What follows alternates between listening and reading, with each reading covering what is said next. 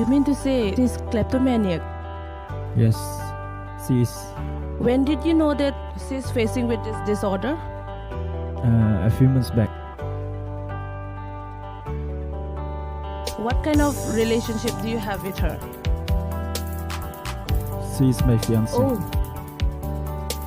So, how you guys met? It was quite impressive. Our first meet. I love it and totally amazed by her. I mean to say, love at first sight. So, you were her lifesaver from getting caught at embarrassment. Kind of. Yes.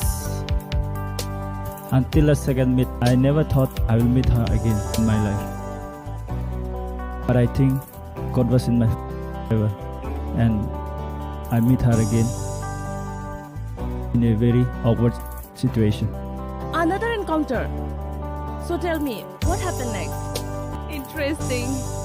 So after that, we started meeting quite often. We shared our phone numbers. She became very comfortable with you, I guess. Yeah. Then I came to know about her disorder. I mean, she don't want to, but she still have the feelings to steal something which is not important to her. That's a clear symptoms of kleptomania. So, when did you propose?